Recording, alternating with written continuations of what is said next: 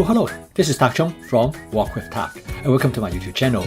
If you enjoyed this video, please click like, subscribe and share. As I'm running out of prep, I need to come up with something. This is an improvisation of what I have in the refrigerator.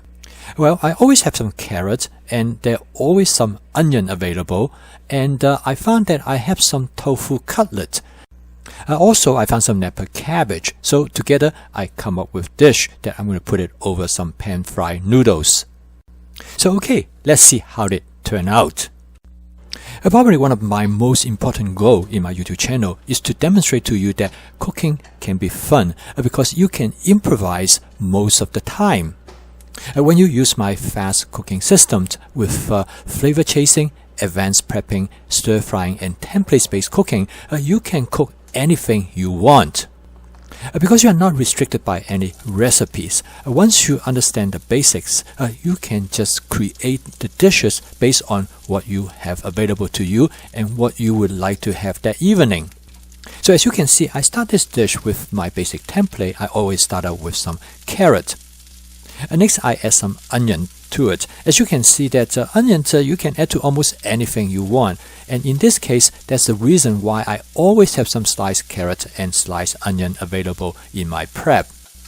Next, in my refrigerator, I find some fried tofu. They are frequently known as tofu cutlet. They make a great meat substitute. In fact, my son told me that he likes this as much as he likes chicken.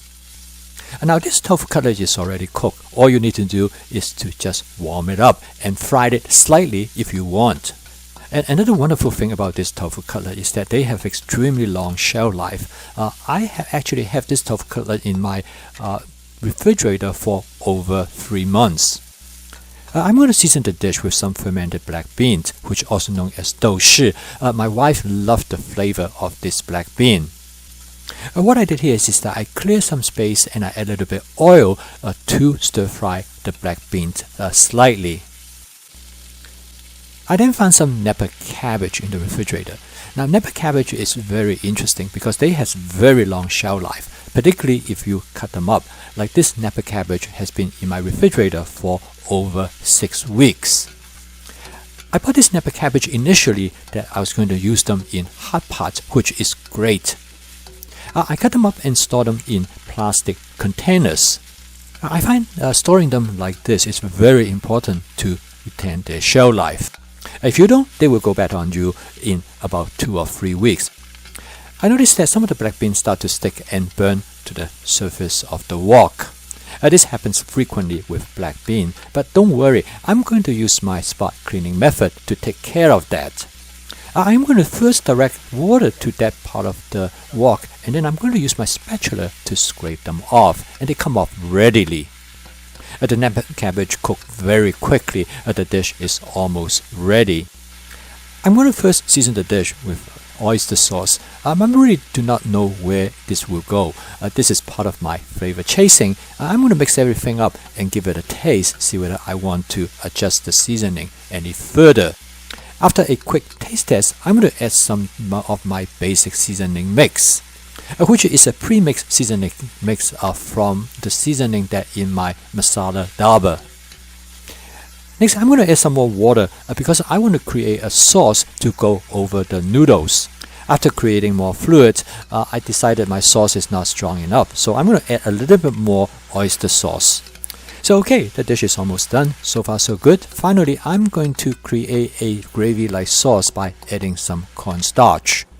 This is a cornstarch suspension with 1 part of cornstarch with 3 parts of water.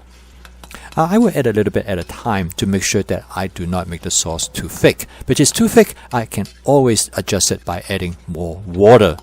So okay, now the dish is done. I'm going to put it over the pan-fried noodle I cooked a little bit earlier. I might have mentioned to you already that all the dishes that I demonstrate in my video are the dishes that I cook for my dinner. I usually do not have them planned in advance, and obviously I do not use any recipes. I call them template-based improvisation. To me, this is what makes cooking fun and interesting. Using this approach, I don't think my cooking will ever get boring because I cook a different dish almost every single evening. Using this approach, I find cooking to be fun, relaxing, and empowering. In fact, it is this sense of curiosity, exploration, and creativity that make home cooking sustainable. So far, I never seem to run out of ideas. Thank you for watching. If you enjoyed this video, please click like, subscribe, and share. I'll see you next time.